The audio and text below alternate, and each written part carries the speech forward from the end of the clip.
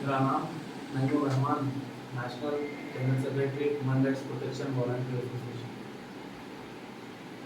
हमारे को human rights में काम करने से पहले ह्यूमन राइट्स क्या है, ह्यूमन राइट्स क्यों बना, ह्यूमन राइट्स इसलिए बना, वो जानना बहुत ज़रूरी है। ताकि अगर जब हमसे कोई सवाल पूछेगा, हमसे कोई सवाल करेगा कि ह्यूमन राइट्स है क्या, क्यों बना, कब बना, कैसे बना, तो हम पहले सबसे पहली चीज़ उसका जवाब देने के लायक हैं।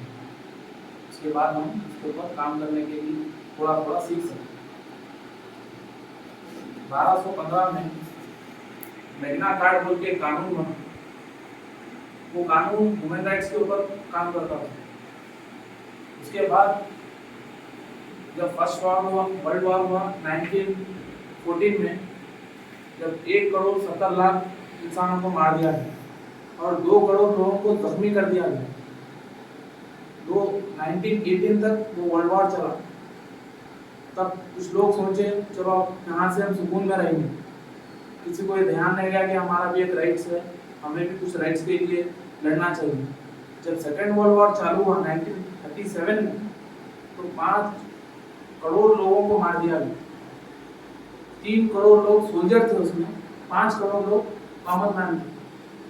तो इन लोगों को मारने के बाद जब यूनाइटेड नेशन एक पावर बना, जापान, इंडोनेशिया, ये बड़े बड़े जो भी कंट्रीज थे एक दूसरे से आपस में लड़के पूरे लोगों को मार दिए। तो जब सबसे ज़्यादा पावरफुल कंट्री एक बची, United nation. United nation international एक कॉल बना है, तो कंट्रियों को अपने पास बुलाया, उसमें 112 कंट्रीज शामिल हुई।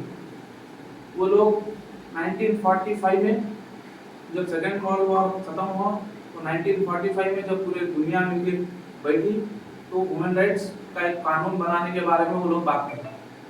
तो उसमें से 56 कंट्रीज एक्सेप्ट करें, ठीक है, हम लोग ये कानून के ऊपर राजी है।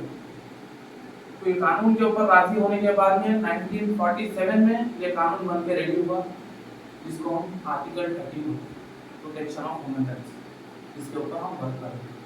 तो यूनाइटेड नेशन एक ऑर्गेनाइजेशन है जो universal declaration of human rights बोलते हैं। ये जो है सो पूरी दुनिया के ऊपर काम करता है। हम ये कानून को इम्प्लीमेंट करने के लिए human rights protection volunteer association इसके ऊपर वर्क करता है। आप लोगों को जब ये वर्क सीखना है, जब एडवोकेट पढ़ी पढ़ता और ह्यूमन राइट्स की जब हमारा नॉलेज लेना है, तो दोनों को भी सुनना पड़ता है। 1947 से 1993 तक इंडिया में 1993 में जब 1947 में इंडिया एक्सेप्ट करा के हम ह्यूमन राइट्स के आर्टिकल को एक्सेप्ट करते हैं, तो उसको इम्प्लीमेंट करने के लिए 1993 लगा। 46 ईयर इतने बड़े देश को समझने में लगा, 46 ईयर्स। आप हमको समझने में जब थोड़ा थोड़ा जब वर्क करते जाएंगे, थोड़े थोड़े टॉपिक्स के ऊपर हम जब इसके ऊपर आते जाएंगे, तो हम समझेंगे। जब इतने बड़े देश को 46 ईयर्स लगे समझने के लिए, तो हमारे एक ही दम आ जाना बोले तो इसके ऊपर वर्क नहीं आता। हम कुछ वर्क करना, लोगों में निकलना, लोगों में अवेयरनेस देना कि ह्यूमन राइट्स है, हमारा काम है। 30 आर्टिकल्स के ऊपर इम्प्लीमेंट लेके आना, लोगों तक जाकर उन लोगों को जो है ह्यूमन राइट्स के बारे में समझाना। आप और जो है तो कुछ लोग ये सोचते कि ID कार्ड दिखाते कि हमारे से डिमांड रहता है, हमारा मकसद किसी को डराना नहीं। आज हमारा भारत दुनिया के हर चीज़ में आगे बढ़ गया, विद्या में, साइंस में, दुनिया के हर क्षेत्र में आगे बढ़ गया, लेकिन आज भी पीछे खड़ा है, तो अपनी मानसिकता की वजह से पीछे है। पिछले 75 सालों से वही परंपराएं चलती आ रही, उसको बदलने की जरूरत है। उसके लिए 120 करोड़ लोगों में से ऊपर वाले ने हम सबको चुना। हम कोई धर्म के ऊपर, कोई मजहब के ऊपर या कास्ट के ऊपर नहीं करते, हम इंसान को बचाने के लिए करते। सबसे पहली चीज़ हमारे अंदर वो हम अपने आप को बना लेंगे। और ये ऐसी चीज़ है यहाँ पर लोग आपको डराएंगे, आपको परेशान भी करेंगे, आपको जो है झुकाने की भी कोशिश करेंगे, लेकिन हम आपके लिए आवाज़ उठाने वाले हैं, हमारा काम है। इसलिए भारत को आज बचाने की ज़रूरत है, हिंदुस्तान को बचाने की ज़रूरत है, ताकि हम ये हिंदुस्तान को अपनी जब आने वाली पीढ़ी को दे तो वो लोग गर्व से कहना हाँ हम हिंदुस्तान है। आज हमारा डर लग रहा हम हिंदुस्तानी है। अभी मुसलमान का ही नहीं, दलित हो या जो भी हो, सबका ये मसला है। बस एक मजहब को लेके, एक मकसद को लेके लोग से इंसान को तबाह करने को खुले, तो हम उसको बचाना, राइट्स के ऊपर लड़ना। पहले हम सबसे पहली चीज़ कानून क्या है, ह्यूमन हमारे को कैसा रहना है, ये सब चीज़ ना जानना बहुत जरूरी है। हमारे को आईडी कार्ड मिल गया, हम जाके किसके ऊपर भी डराने की कोशिश कर लिए, लोग हमसे डर जाए, ये हमारा मकसद नहीं। हमारे से आप मेरे को आए आईडी कार्ड बता के डराने की कोशिश करें तो मैं डर, क्योंकि मैं गलत नहीं, गलत नहीं। अब मेरे से आप मेरे को डराने आया, मैं नहीं डरा बोल के आप जो सो आप हिम्मत हार के जो सो ये ह्यूमन राइट्स कुछ भी काम का नहीं है बोल के आपके दिमाग में ये बात आ जाती है। पहले अपन ये चीज़ सोचते हैं ना, अपन इसको डराना, इसको झुकाना, हमारा राइट्स क्या है, जो भी इलीगल एक्टिविटीज होती है उसको रोकना हमारा काम है, और हमारे को रोकते हुए कोई नहीं रोक सकता।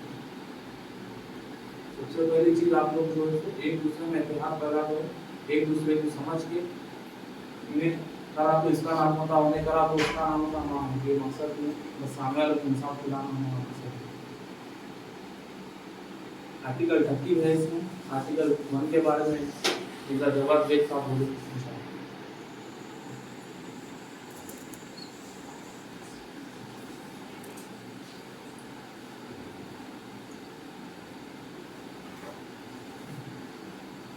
अस्सलाम वालेकुम वरहमतुल्लाहि वबरकातुहू।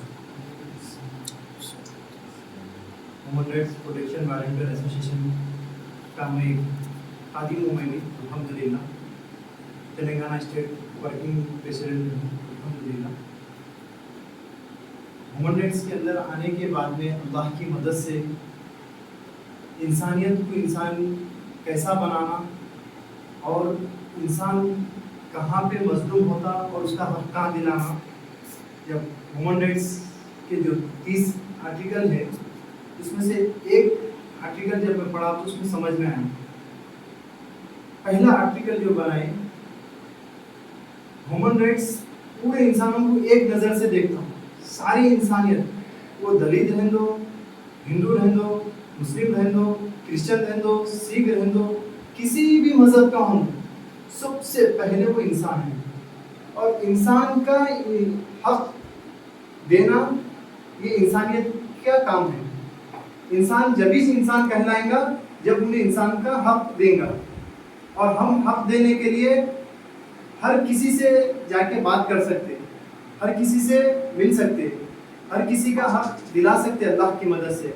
और आज के दौर में पावरफुल जो लोग होते हैं, किसी भी ओहदे पे बैठे हुए, वो लोग क्या करते बोले तो मजलूम को, उसके नीचे वाले को, दलित को, कमज़ोर मुसलमान को, या कमज़ोर हिंदू को, या कमज़ोर क्रिश्चियन को, जो भी है, या एक सेठ जो अपने आप को किसी कंपनी का ओनर बोलता, उन्हें अपने वर्क करने वालों के ऊपर जुल्म करता। तो ऐसे मजलूम, ऐसे मजबूर लोग अल्हम्दुलिल्लाह ह्यूमन राइट्स से मदद दे सकते, और अल्लाह की ज़ात से उम्मीद है ह्यूमन राइट्स उनको राइट्स दिलाएगा पूरे, अल्लाह की ज़ात से उम्मीद है। ये एक बात।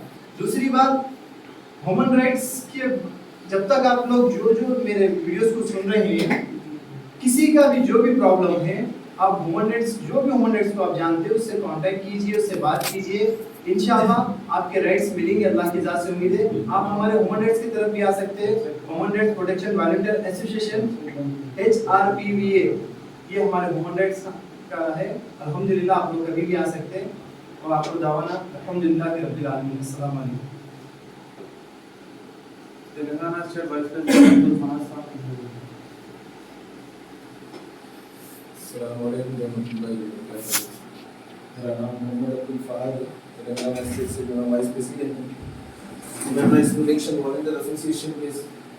जो भी आर्टिकल्स आपको जो है ना हमारे जनरल सेक्रेटरी रहीम साहब और जवाद साहब जो वर्किंग प्रेसिडेंट है हैदराबाद में जो समझा है, पहली बात तो ये आर्टिकल से हटके पहले जो चीज़ हमारे को समझना है वो है ह्यूमैनिटी, कि जो है ना हमारे को किस लेवल पे काम करना है, किस तरीके से हमारे को काम करना है। यहाँ पर अगर कोई आपको बुला रहा है कि जो है ना यहाँ पर मजहबी जो है ना लड़ाई है, तो उसमें मत चलिए।